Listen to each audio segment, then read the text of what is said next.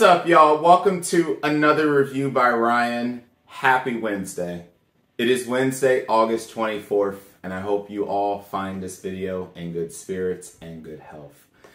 In this reaction, we'll be reacting to the 8th episode of the 2nd season of Made in Abyss, the Golden City of the Scorching Sun. I'm not sure where to start with the preparation for this week's video reaction.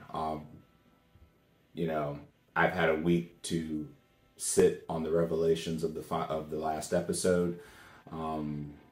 There's really not much more I can say to start this video off this week than I said last week. So I heavily encourage, if you have not watched my episode 7 reaction, please go watch it, or at bare minimum watch my post reaction for the thoughts there. But I will say here, as we go into the 8th episode, last week's episode was one of the roughest episodes in this show's running. You know, and the only reason that I didn't go into shaking and everything that I did after Nanachi's and Midi's revelations, and the episode in which we saw Reg have to blow Midi to oblivion, is because I think those of us who have gotten to this stage in the Made in Abyss series, we are emotionally just dead inside. You know, there's just so many things that we know that's going to go horribly wrong for these kids and for everyone who's down here in these lower layers, and you just know that whatever happens in the previous episode, it's gonna get far worse than what happened before. So coming into this episode with the revelations of Waco's story up to the point that we got to, following the path of Iramu, and, you know, her quest of basically wanting to have children because, you know, she was thrown away by her own parents and everyone who allegedly cared about her because as a child she was infertile. And I think it's the key word here, as a child she was infertile. You know, this is the type of thing that should never be put on children. And it has always been one of the beauties and the curses following this story of the Abyss, of what the Abyss does to normal humans, that it can turn people who may ordinarily have been decent people, and it can turn them into absolute monsters. And this is part of the reason why I say that I think the Abyss has an effect on everyone that's present in this story, even Rico. You know, I'm gonna preach this until I'm blue in the face, that I will continue to defend Rico with every bit of my sense and being. I don't care what anyone's opinion on Rico is, including my two good friends, quite frankly, because at the end of the day, I truly do believe that the lure of the Abyss and this environment, this story that it is written in, it can turn anyone into monsters. You know, look no further than Bonred. At the surface, it looks like that he's a complete and utter monster, but you know, deep down, when you investigate and you look deep into this story and deep into what he's trying to do, he is trying to do things that can help move their people further in this place, in this endless abyss of chaos. Everything he did on himself first. He never did anything to those kids. Again, I know I just repeated it, but again, I'll repeat it again. He never did to those kids anything that he had not already done to himself in great length, even using his own humanity to become his own whistle. This is crazy stuff. So, you know, watching the revelations of the last episode, it is very clear that, you know, someone like Ougonkyou, where on the surface, I hate his guts, and I hope he meets an incredibly hard demise when it all comes down to it, even though we obviously know he's still alive. At least he's alive. Whether he's fully human or not is a different question, because he obviously is a monster now, but, you know, he is still alive. But I on the surface, I wish nothing but ill will and chaos on his soul. But going into the deep layers of what he's doing, what he's done, and what he did at the end of last episode, in a survival situation such as that, I understand the moral dilemma, and I understand why what he did was necessary for any chances of the people who came down there to be able to survive. It's just very unfortunate and very heartbreaking that at the end of the episode, I think the reality hit all of us that the food that he fed Waco that, of course, helped her and the other people who were still alive heal was none other than the dead children that Iramu had been birthing as a result of the wish. So it was heavy. It was really heavy, and it took me a good minute or two, but y'all saw when I came back into the reaction, I really broke down really hard. It still wasn't as bad of a breakdown as it was that fortunately y'all did not have to see when the Midi and Nanachi sequence was happening, but it was bad enough. I actually, after the reaction was done, I think I cried for a good 30 minutes after the reaction was done. And it was just, and it wasn't even, I was fine. I understood what was coming, but this show has a way of really messing with your emotions. It really, really does. And for someone like me who is deeply attached to this story, to this environment, and to the sacrifices that everyone is going through to survive in these lower layers while also satisfying their craving of adventure, you're just never prepared for what comes next. So yeah, that's pretty much, you know, how I'm feeling, how I'm thinking going into this week's reaction. And I know it only gets worse from here. It only gets worse from here. Just kind of a quick update on ratings before we start. From a MAL perspective, it went up 0.01, so it's now holding at an 8.74 out of 10. Again, this continues to make this the strongest Made in Abyss season in the history of this show's running. And in anime trending, the one of the two boards that I'm actively watching because Anime Corner hates the show.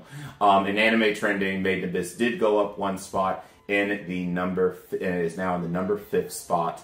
And this is as of August 20th, so this does exclude today's episode. So we're not going to waste too much more on dialogue, and we're just going to jump in. I'm going to put some eye drops in these eyes to prepare them for whatever tears are about to come out of them, and we'll get this started.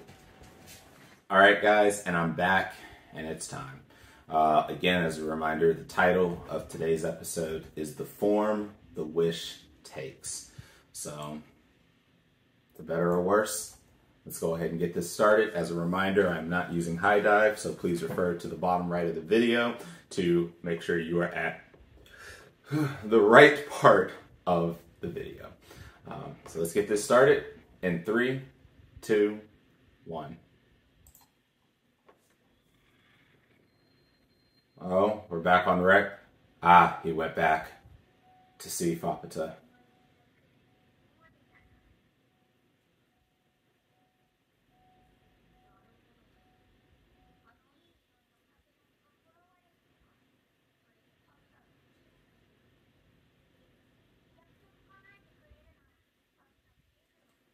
Now, what's the promise?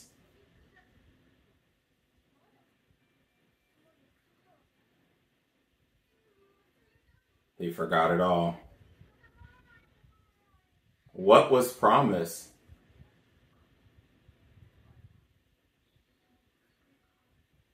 What did they promise?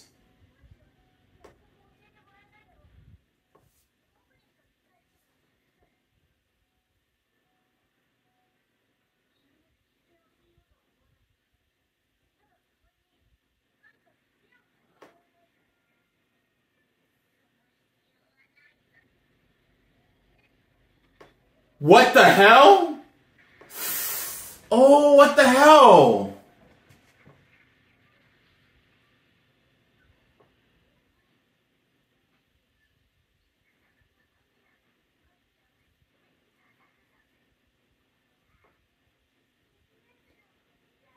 Eradicating who, Fapata? What are we doing?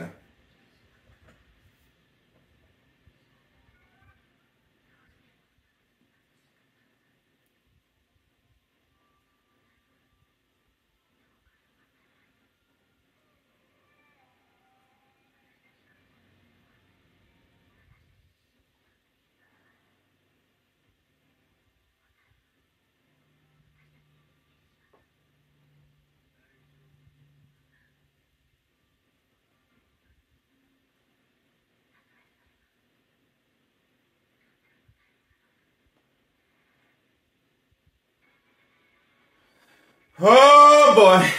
Oh boy.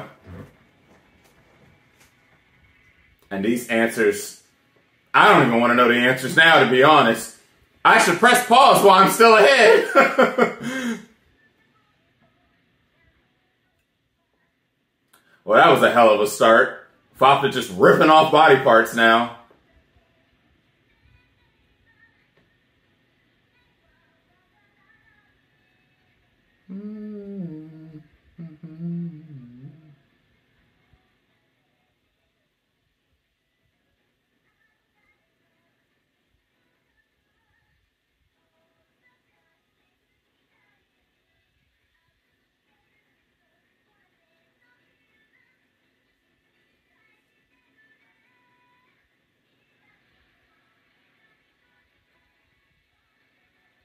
And who is Fappa after? Who are we killing? It has to be the three sages.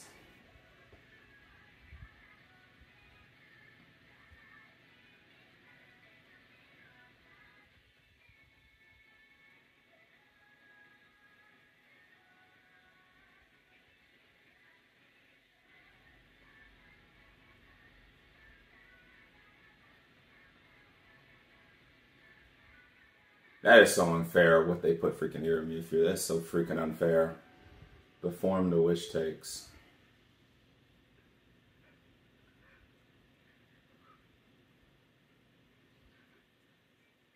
What?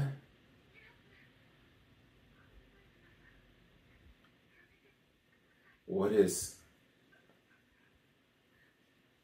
Oh, probably about the food. Yep. Yep. Wazikan fucked them all up.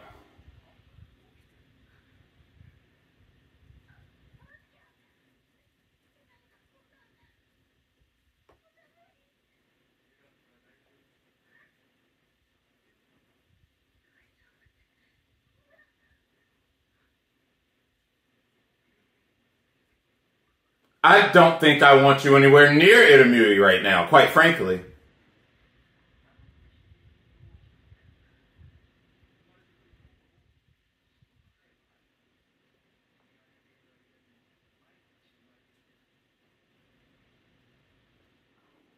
Yep,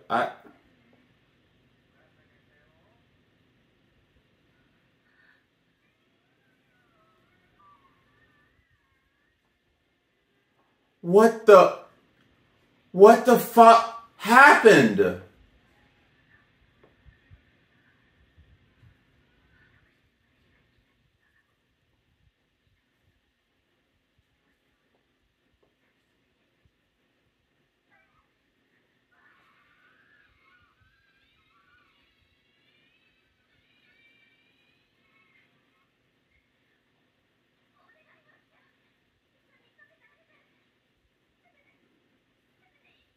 He's taking them while they're...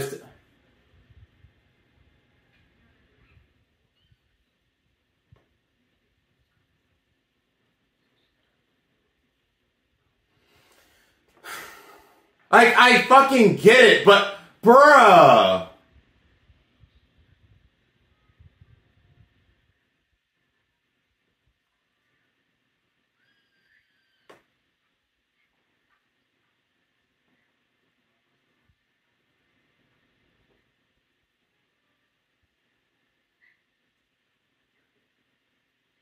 Hell fucking no!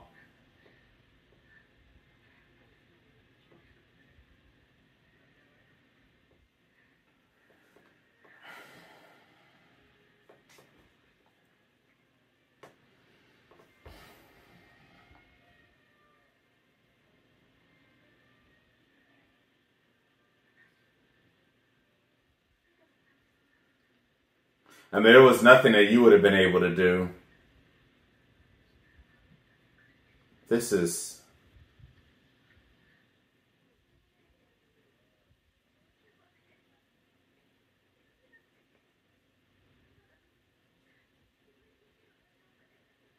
Like, I get the situation. It's not even like I don't get what Wazikan's doing, but still, they alive, my dude. At least wait till they pass.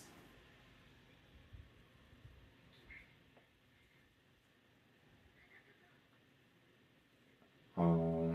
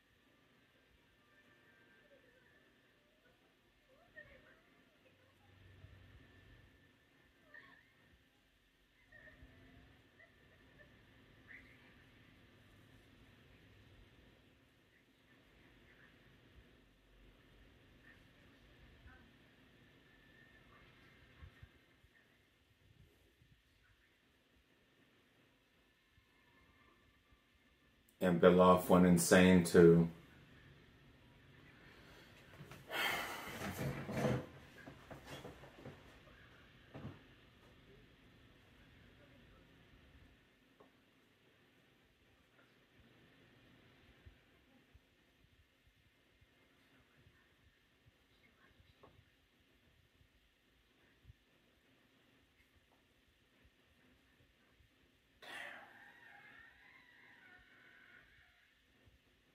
Damn.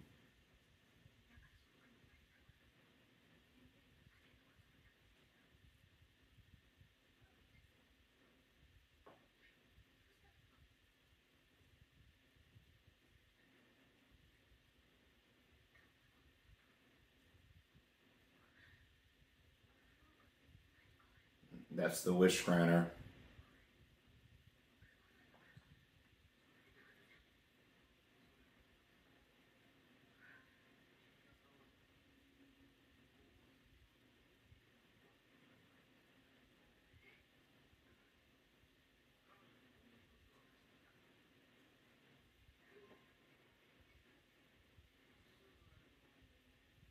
Of course there aren't.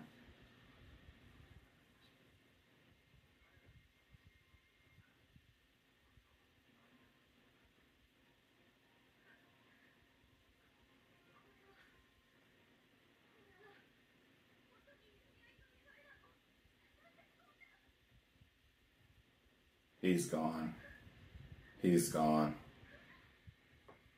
Completely gone.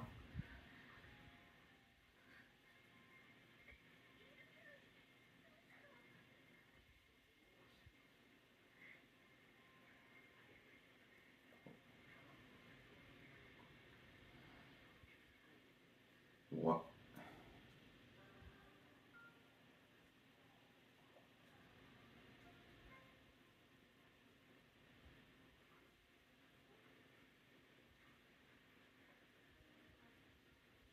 Where the hell are we heading?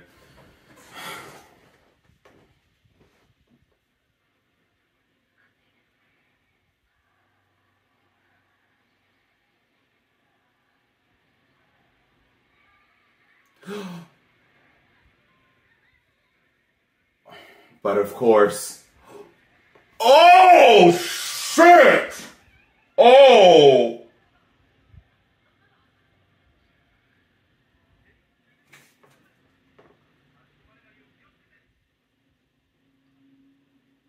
Beloff ain't even trying to be part of none of this shit.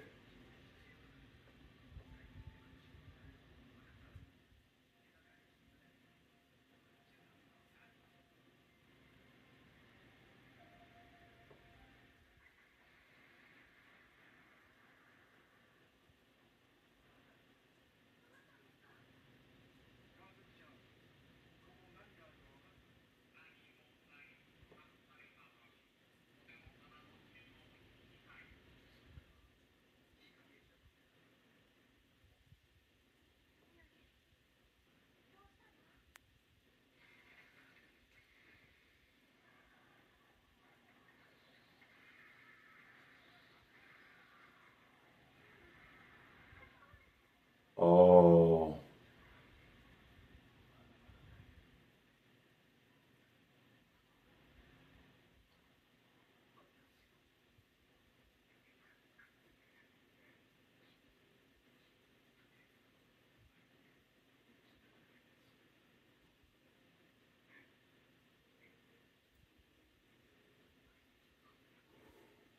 So Beloff actually really did feel bad.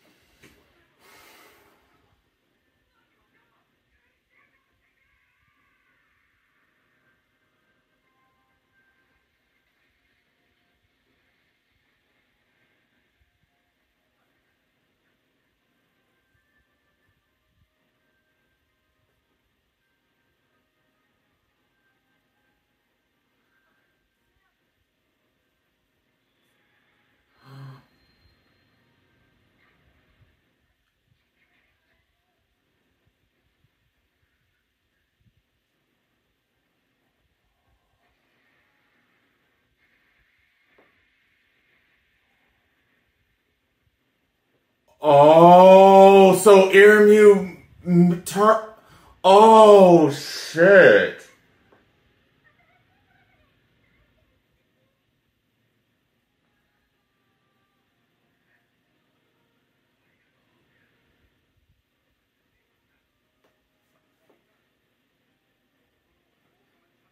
So Iremu's who made everyone after she trans. Oh man.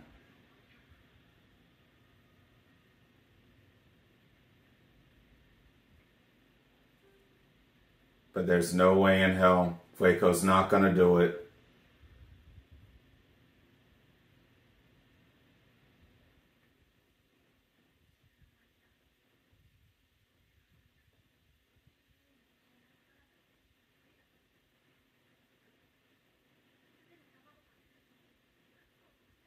I'm with you 100%.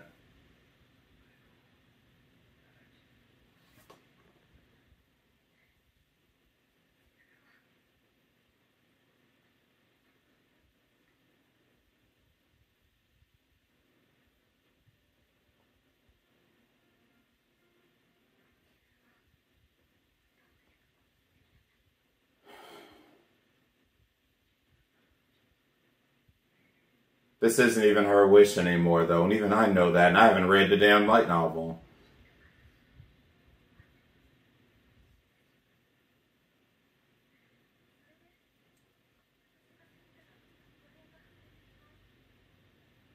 Damn.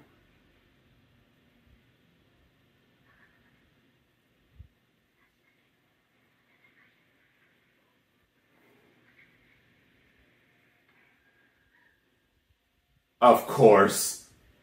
Of course.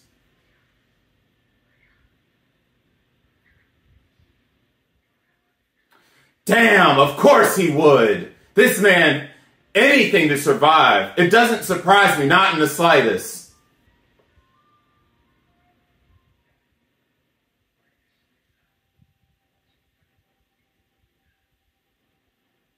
So he pulled her in. Yep.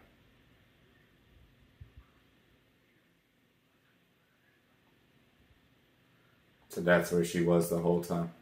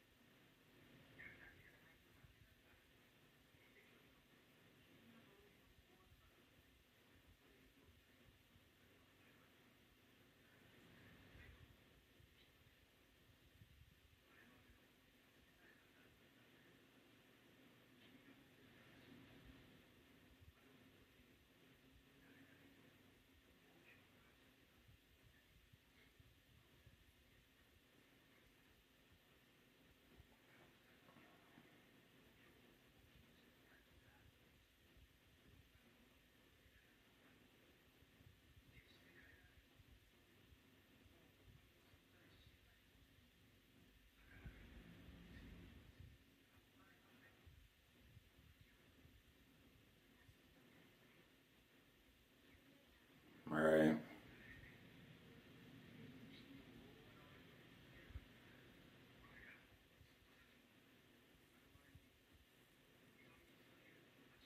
And again, and this is what I've been talking about, the pit calling out to people. Like, this ain't just no normal pit.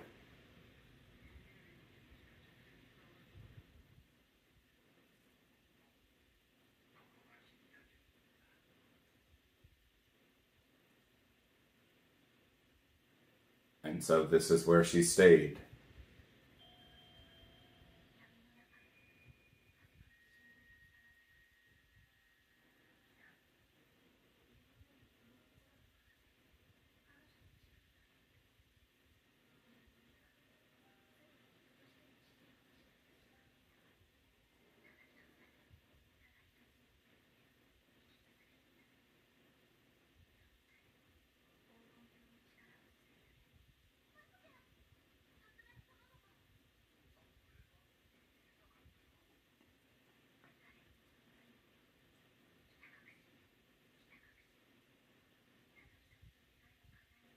Her.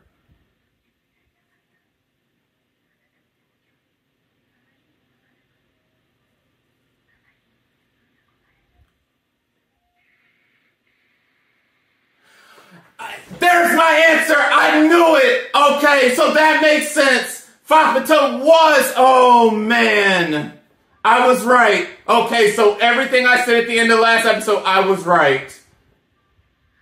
Idamu was Idamu, and she produced the final child.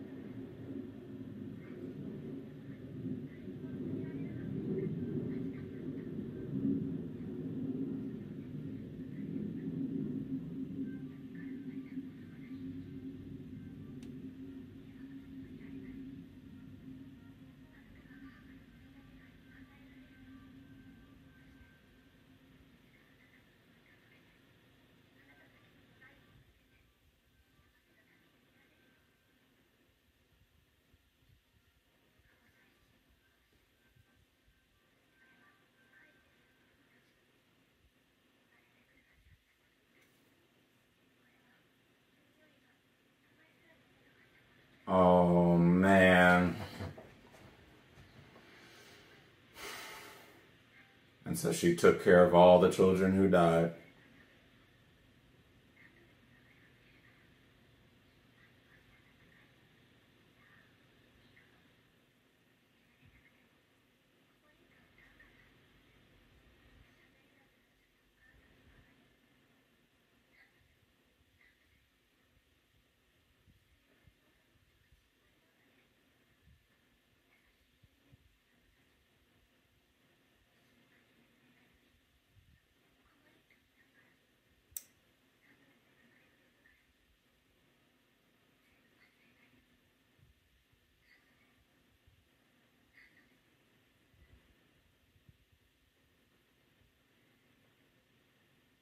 And that's the story.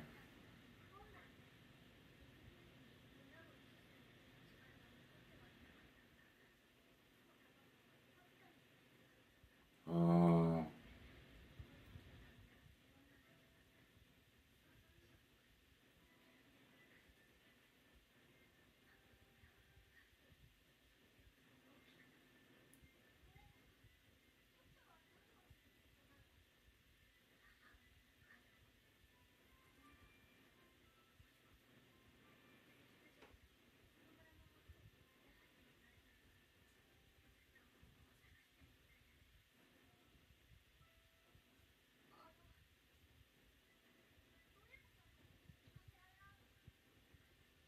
Highly doubtful.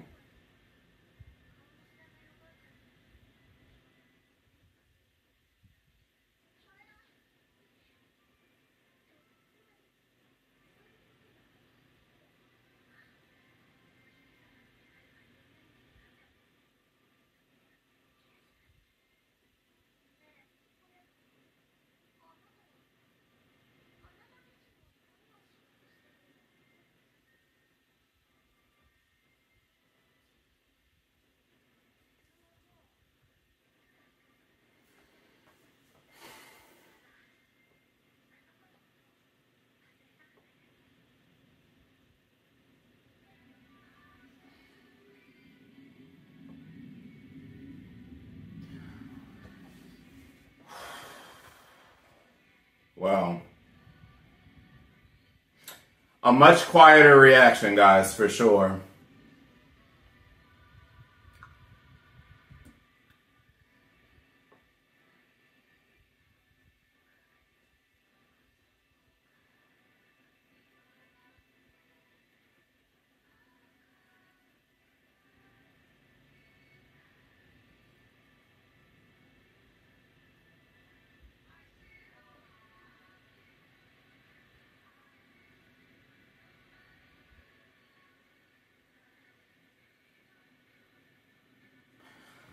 terrible.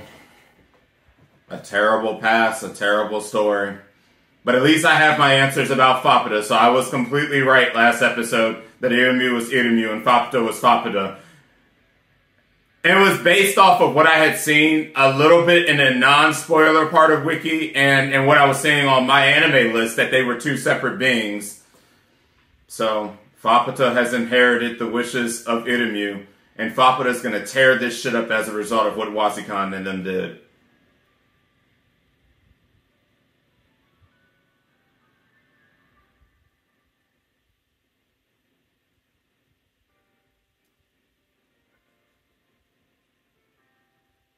The return.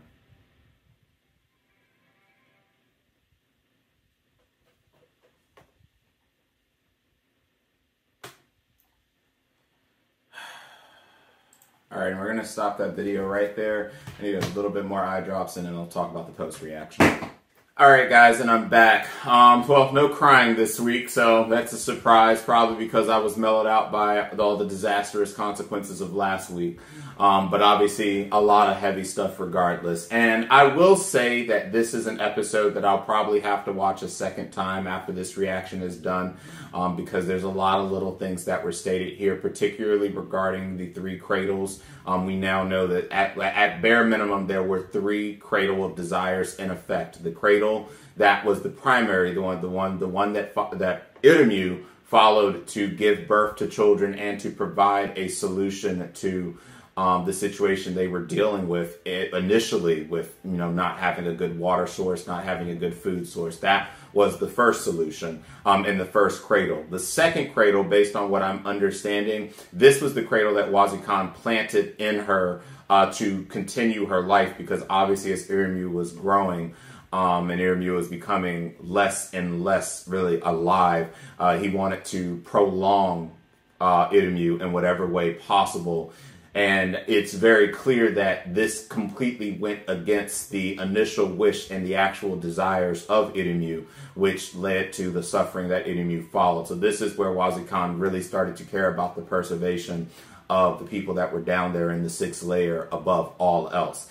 And then it is very clear that there is a third cradle, because at the end, when Fapata, the being that we now know is the primary character, the princess, the one that is the main story element in Riko and them journey now, we know that the third cradle, it's a little out there. I'm not 100% sure what it's for. It's very clear that that was the one that helped Wazikan become the being that he did, so that he can continue on with bringing this village to fruition and to continue utilizing what Irumyu created, both by choice and a lot by force.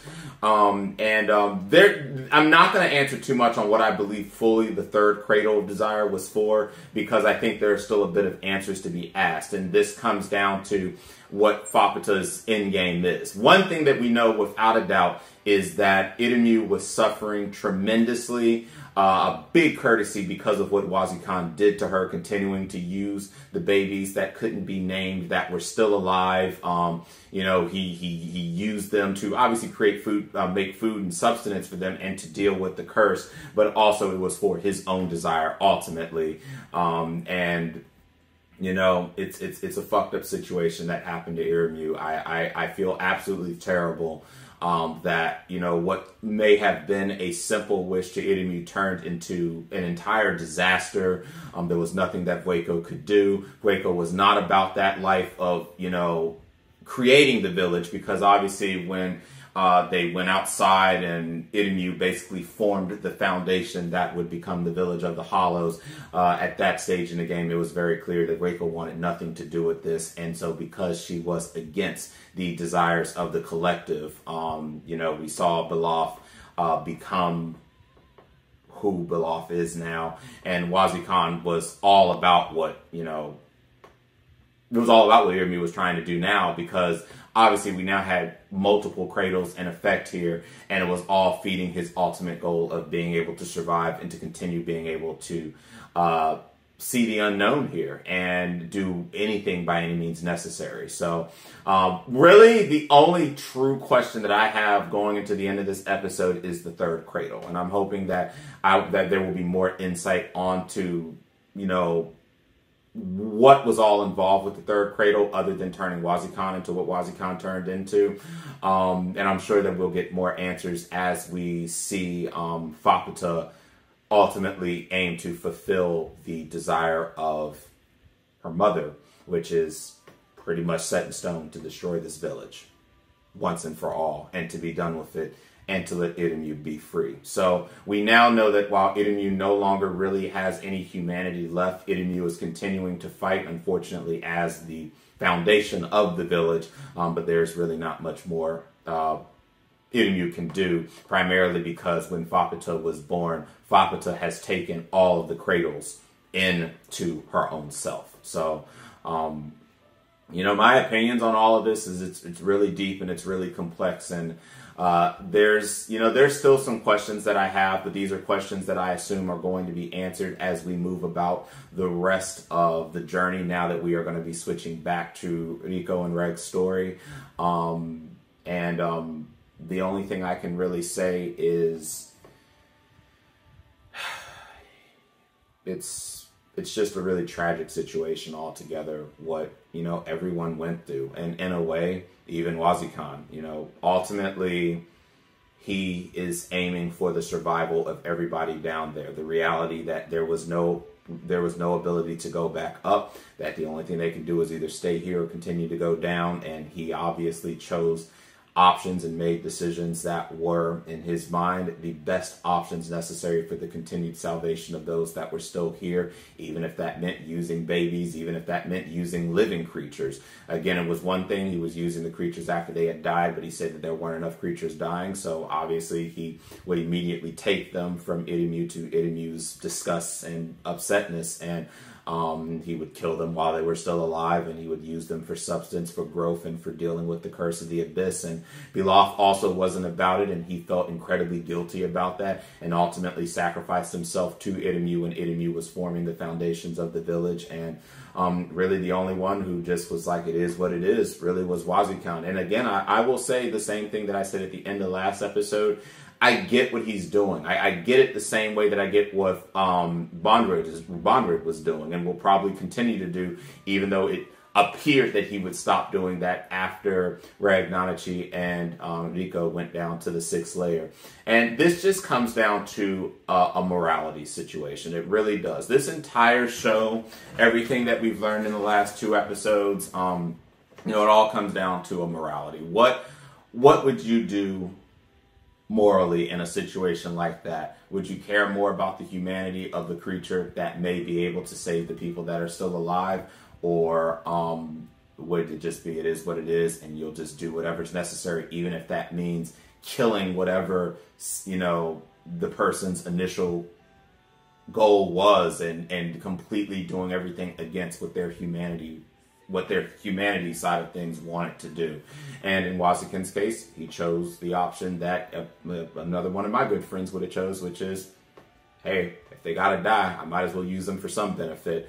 And, you know, it's just one of those things where, while there are still plenty of things that I disagree with that ideal, it's not like I'm stupid, and I do understand ultimately why that decision would have to be made. So this is a tough episode, and I know that there's going to be a lot more roughness now that we're switching the story back to Riko and them now. But, you know, I think that the gravity of how serious this Village of the Hollows is now out there for us to see.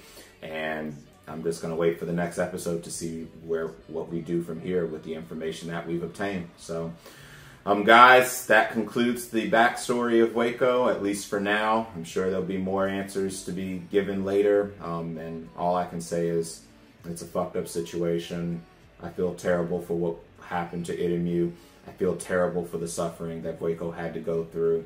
And I'm just going to wait and see what happens from this point forward. So that concludes my reaction. I hope you guys did like the reaction. And, you know, I hope that this episode gave you some level of answers and conclusions to at least one aspect of this story, and you found some enjoyment from it. If you did like the video and like the episode, please consider liking the reaction and liking the channel. And if you want to be one of the first to be notified when a new reaction becomes available, please hit the bell icon. With that said, I will see you guys next Wednesday for the 9th episode of the 2nd season of Made in Abyss, the Golden City of the Scorching Sun. The title of the episode is The Return. And until that time, catch you later.